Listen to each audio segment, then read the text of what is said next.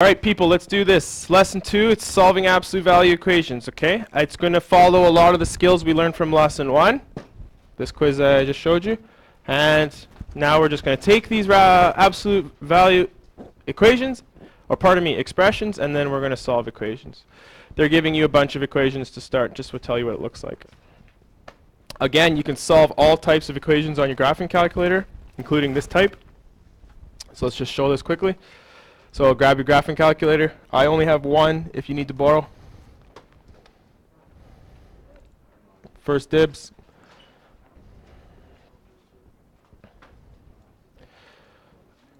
Okay, so everybody go into the y equals, clear it out. Clear out your y equals. And you're going to hit the math tab button on the left, the math button. And you're going to tab over to the number column there, number. And the first option is ABS, that's absolute. And you're going to just type in the 2x plus 3 and close off the brackets. And then on the second y value, you're going to put in 8. Alright, so just so you can see, you have the left-hand side as y1. And this is always going to be the case. Left-hand side, y1. Right-hand side, y2. Okay, let me pop that back up for you. And you see the window that's given to you is like 10 left, 10 right, 10 up, 10 down. That's your standard window. So zoom 6, of course, is your standard window. Now what are you noticing? Fred, what do you notice? Fred only. What do you notice? What are your observations?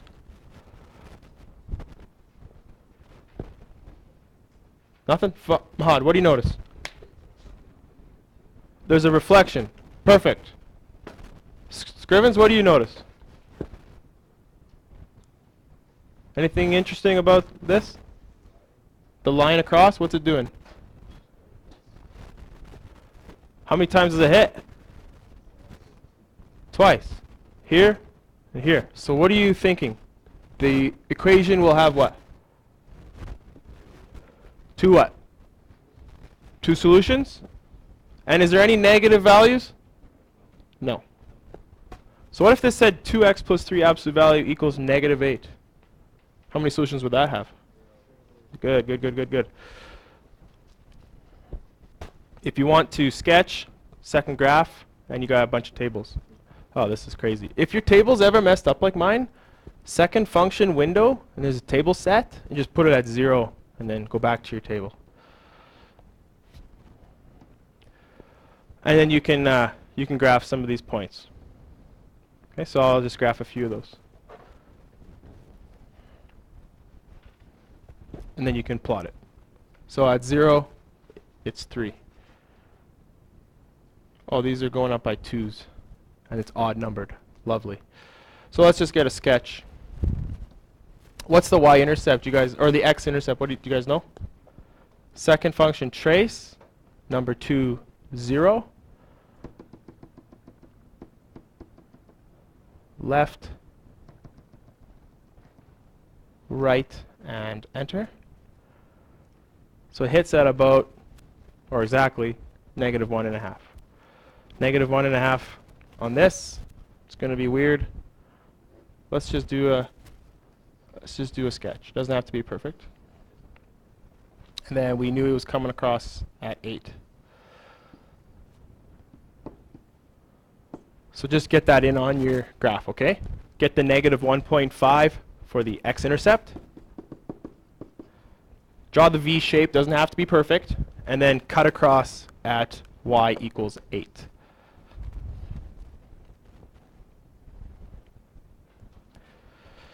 So once you've got that sketched, we'll use the calculator to find the solutions. Do you guys remember how to do that? Second trace, and which option? Which option? Okay, good, 5, intersect. And you can just hit enter 3 times. It'll find one of them. So there's one of them. When x is 2.5.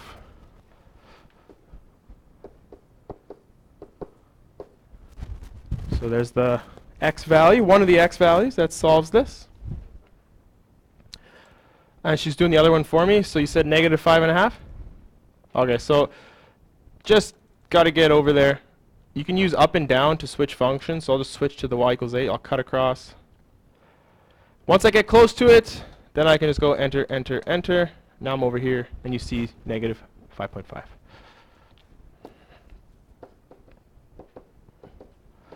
Okay, so you can always use your calculator for the multiple choice, the numeric. You don't have to show any of your work.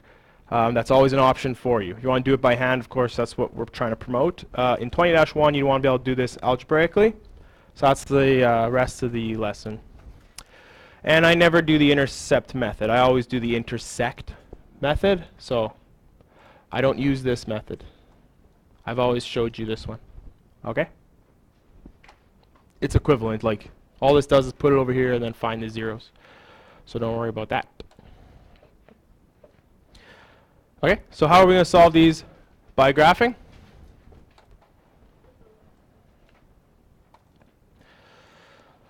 Okay, so the left-hand side is going to be 3 plus x. And the right-hand side does not have any brackets. Okay, so predictions. What are we going to be seeing? What will the first function do? What will it look like? What shape? V-shaped, good. And the one on the right, what's the right-hand side function going to look like? Straight line. Going up to the right or down to the right? Because the slope is positive, and it's got a y-intercept of 1. So we go hit graph. All right. We have a V shape and then a line cutting across the second part of the V. Okay, so how many solutions do you think this will have? Why 2, Shaq? Okay, so once this line crosses here, will these lines in quadrant 1, will those lines ever meet again? No. And they'll never meet over here. So there's only going to be one solution. So to find, if there's only one solution, second trace, 5, bang, bang, bang. If there's only one intersect on the screen, you can just hit enter 3 times, it'll find it. So the answer is 2, 5. Just going to go fast. Somewhere over here, 2, 5. Doesn't have to be perfect. You can make it perfect if you like. And more interesting is this next one. So I'm going to clear out, change this to x squared minus 17. And then over here, 8. Any predictions on what's going to happen with this second one? 2 v's? Because it's squared, 2 v's? I don't know. What's the right-hand side going to look like? Horizontal line, just a constant 8, so we could draw that in. Horizontal line. Okay, someone said parabola. Okay, that's good. Why parabola? Whoops. Because x squared, good. Now, what's going to happen for x squared minus 17? What's the y-intercept? The constant, right? You guys remember that? What happens when x is 0? You get, so the y-intercept's negative 17. So will some of this graph be negative? So what's going to happen when that parabola comes down and hits the x-axis? Is it going to keep going underneath? Or is it going to bounce up? Okay.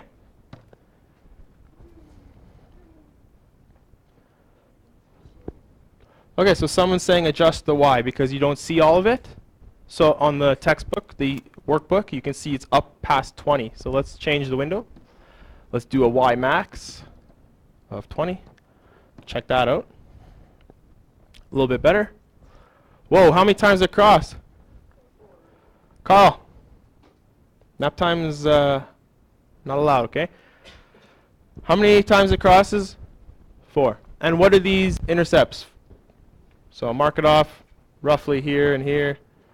It's going to do one of these. It's going to bounce. I'm not sure where exactly it bounces to, but Doesn't matter for the purposes of this. How many answers are we looking for? So imagine doing this algebraically. You're going to have 4 solutions. So think ahead. That's going to be pretty wild.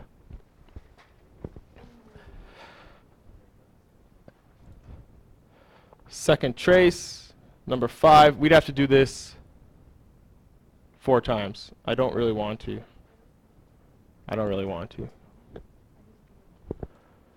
Okay. So 1 roughly around 3, 1 roughly around 5, and then you should see some symmetry on the other side. Okay, so I'll leave that for exercise if you want to do that. You just need to find 4 intersections with your calculator. Okay, let's do this algebraically now.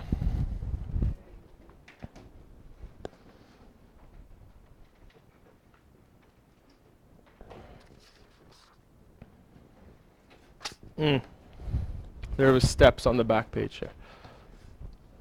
Okay, doing this algebraically. Okay, so step 1.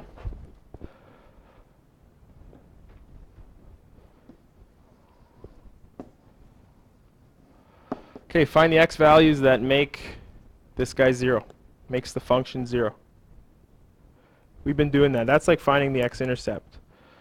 Then we're going to divide the domain into some subdomains.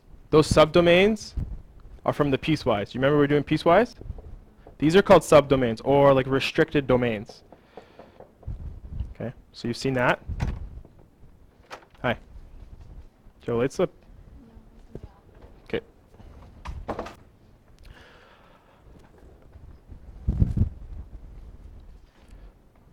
Okay, so then using this piecewise stuff that we're used to, we're going to solve and check. We've been doing that for a while, solve and check. So let's get right into this.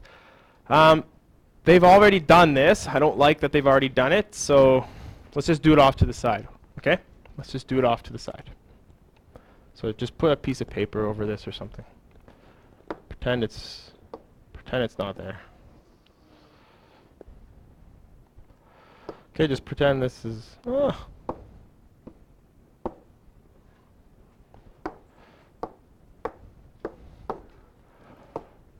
Okay, so pretend that's not there. Okay, so we have 2x plus 3. And just think back to the quiz. What was the very first thing I did?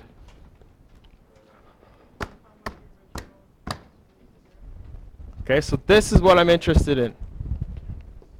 Where is the original function positive? 0 or bigger? That's what I want to know. Because that's the thing I don't have to change. This is good to go. It's good for business. This is good. This is the happy. Don't make any changes. Where's the original 0 or bigger? And then we solve. You can solve these. I know you can. Move the 3 over. Divide by.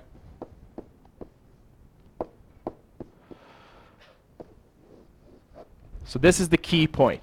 Right, Carl? You're writing this down, right? And listening, being an active listener, and writing, thinking. Come on, Carl. So this is a special point. What point is this? This is what intercept? It's the x-intercept. This is the spot where the function crosses over into the negatives. So the function's above, and then after this spot, it's below. So after this spot, what do we have to do? Switch the function to its negative version. Okay. Now what they have here is a t-chart. That's exactly what we're going to be doing. So let me make my pen a little bit smaller. Okay. So we're going to do a t-chart.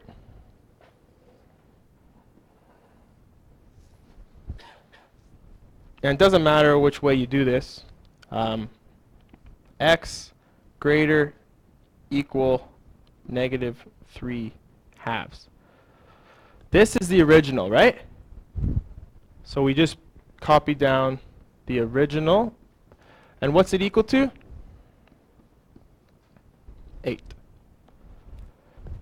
And if x is greater or equal to negative 1.5, and do you guys recognize this equation? This was the very first one we did. So if you want to flip back and look at that first example and look at the graph and what it looked like, this is what we're doing. Now for x less than 3/2, are we going to do the same equation, or are we going to do the opposite version? Opposite version.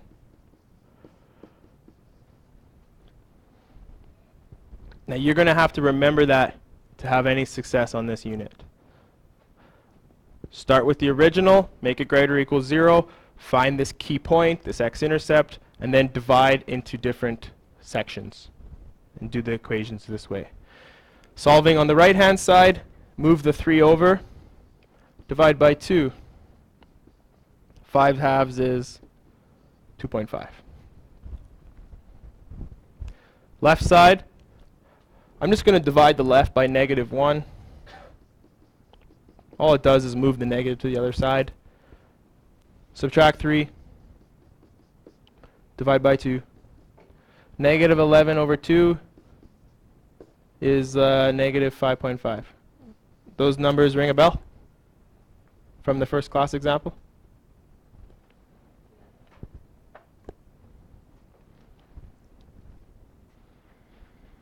And then here's the check part. Let's look at our answers. Here's the check. So this is the solution in the subdomain. Here's the check. Look at 2.5. Does it meet these requirements? Is 2.5 bigger equal -3/2? Yeah, it has to be. It's positive, that's negative. Now, look at the second one, -5.5. Is -5.5 smaller than 3/2? Yes. So both these answers are good. That's the check. Can we move on? Nobody's saying no? Okay, let's do this one. They're giving us... Okay, what do I start with? What's the first thing I do?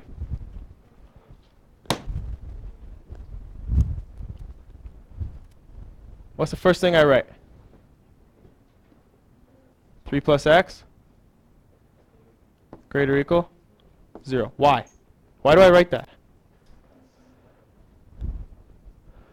Where's the original function good to go? Absolute value, we don't like negatives. So where's this thing 0? Bigger than 0. Where is this thing bigger than 0? When x is bigger than -3. Alright, so let's break this into subdomains. X greater or equal -3. So if you're to the right of -3, what's to the left? X strictly less than -3.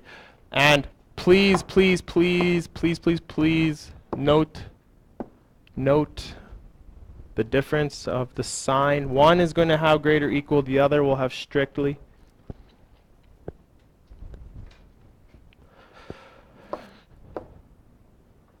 Alright, so let's go to solve now.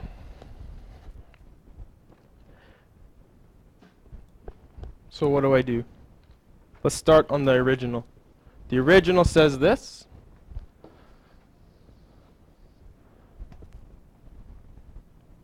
So I'm going to take the original version and solve it. What would I do on the left? Not the original, but the negative.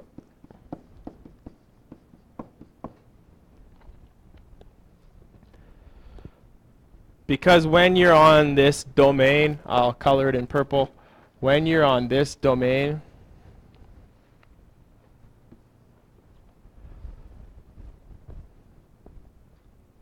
are you the original function?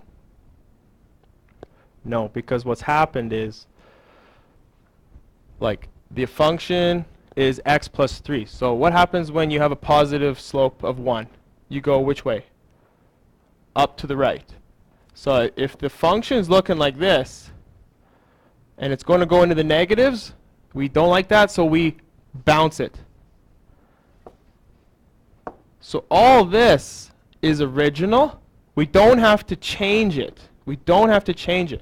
But when it normally would sneak down here, this linear function, we don't like that for absolute. That's what these symbols mean. We bounce it. It comes up. It reflects up. This mirror image, it reflects up. So we have to use the negative version. All these values down here, we multiply by a negative and they pop up. So we take the original function and multiply by a negative. I hope that makes sense.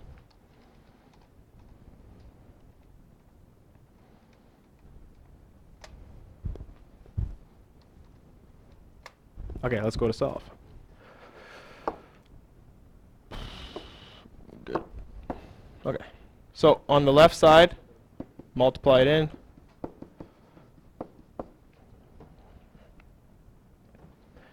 I'm going to put the x's on the right, keep them positive. Oh, of course. So negative x moved over, and that positive 1's moving over. Divide by 3. Over on the right-hand side, I'm going to move the x to the right again. Subtracting x, 2 minus 1. Moving the 1 over, with subtraction I get 2. So done and done. Now we check. Let's start with the 2. Is 2 bigger or equal negative 3? You check that. Good. Happy. Now over here, negative 4/3. If you're not sure what that is, pop it in your calculator. It's negative 1.3333. Is this value smaller than negative 3? Smaller than 3? No. Say what? How did I get 2? Subtract x, 1x. Subtract 1, 2. Cool. So what can we say about this? X equals 2, only one solution, good. This one here, rejected. Reject this one, or you say extraneous, sure.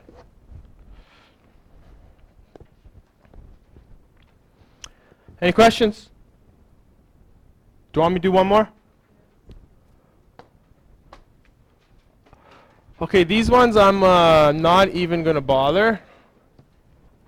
Where's the zoom? So this one says alternative.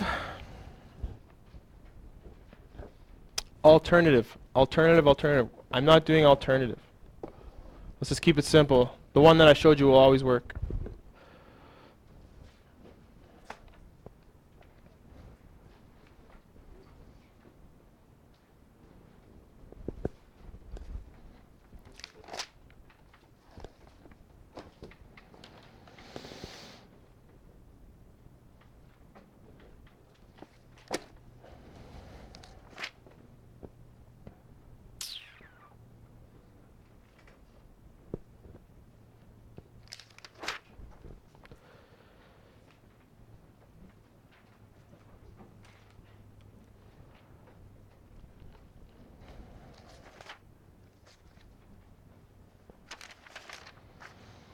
Okay, let's get you guys practicing. Let's go to question 4, page 462.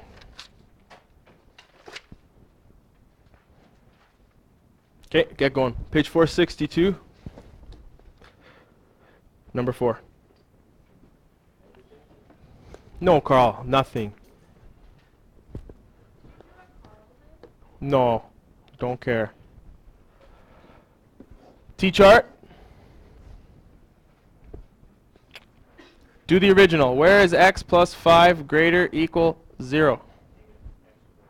X greater equal negative 5. Okay. X greater equal negative 5. X less than negative 5. Original. Negative. Go. Follow the pattern, please. Yes, sir.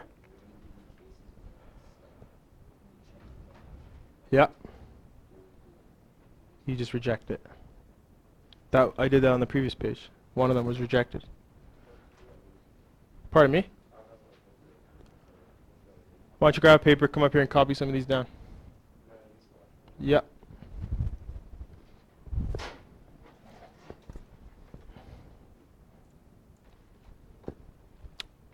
Okay, we're going to try this with quadratics now.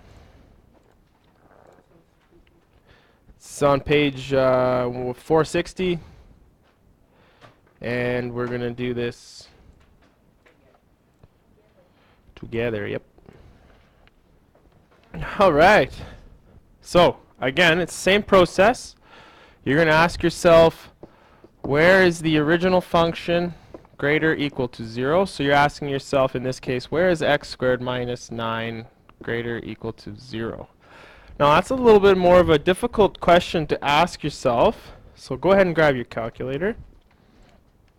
And the calculator is going to provide a lot of support for you guys as you start to learn this for the first time, as it helps you visualize. Sometimes just looking at symbols doesn't do enough justice. So let's just put in the original function without any absolute value, x squared minus 9, standard window, and look at that. So where is this function bigger than 0? It's kind of weird, right? There's regions, right? So what are the key points? What's the key point? The x-intercepts, right? So what are the x-intercepts? 3 and negative 3. Well, how could we do that with some algebra? Anybody see something on the left? No, you don't move the 9. Difference of squares. Good, Joel. So factor the left-hand side. X minus 3, x plus 3 greater or equal 0. And remember when we had quadratic functions in previous units, we always put it on one side equal to 0 and did it that way? So similar. Very, very similar. So now we're going to analyze this. Just by looking at the graph, look at my cursor. Everybody just look at my cursor. Am I positive? Now where am I? Nope. 0. I'm at the x-intercept. Now I'm at the 0, and now I'm positive. So I got different regions, right? So let's break up this question into two regions, negative 3 and 3.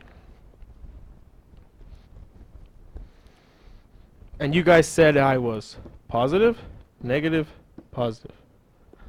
You agree? Do some test values. Pick 0.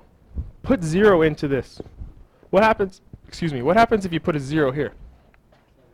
You have a negative times a positive. That's a negative times a positive. Is that always going to be negative? No matter what region you pick in here. Now let's pick a value outside of negative 3. Let's pick negative 4.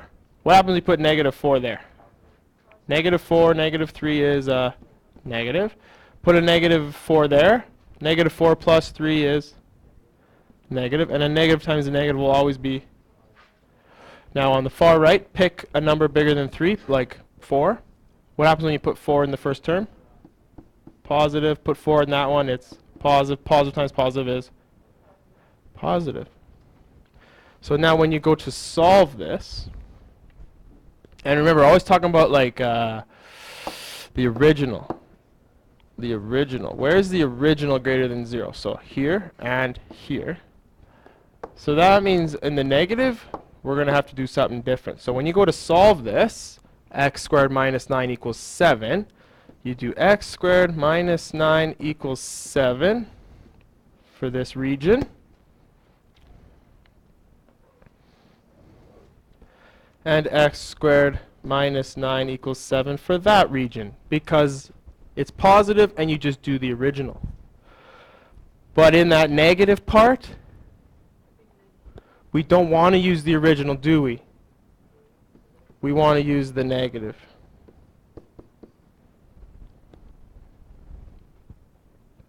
Now when you go to solve these, like the two yellow columns, you're going to get the same result. It's the same equation, right? So let's solve this. When it's linear, what do we do? Or pardon me, when it's quadratic, what do we do? Move it all to one side. So move the 7 over. X squared minus 16 equals 0. Can you factor that? Difference of squares. One's x minus 4, the other is x plus 4. So the two answers are plus and minus 4. So which one of those values is going to work for that interval? The negative 4, right? And then copy and paste that here, and you would use the positive out there. Because it's the same work, right? It's going to be the same work. Get the two answers. The negative 4 will work for, remember, these are the intervals at negative 3, so we're to the left of negative 3, in between negative 3 and 3, and to the right of 3. And then do the work in here, and you get negative x squared plus 9 equals 7. I'll move the x over, the 7 over. I got 2 equals x squared. So this one is not a perfect square. I can't do difference of squares. So I'll just square root it. And I get plus or minus root 2 equals x. And both of those answers are inside that region. So pretty nasty. It's a very difficult question to do algebraically. However, if you were to solve it using your calculator, it wouldn't take much effort at all. So we can double check with our calculator, and I'll leave that as an exercise for you to see if you can get the same intersections as what the algebra is showing.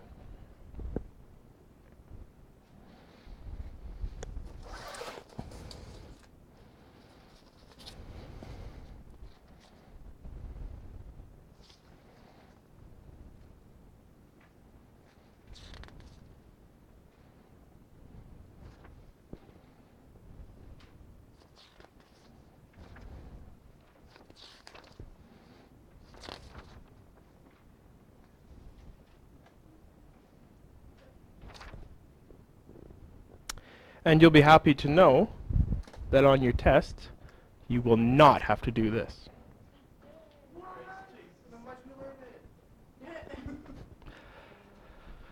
So for your test, all your equations solving by hand will be linear. So like question 4 that you've been working on for the past 15 minutes. Okay? Now, if you see a quadratic absolute value equation and it's in the multiple choice, you're going to have to know how to use your graphing calculator. So guys, if you haven't been bringing graphing calculators to tests, you're putting yourself at a serious disadvantage, and you're going to want to sort that out. There's a little bit of time left in class. I'll let you be. Please keep working quietly.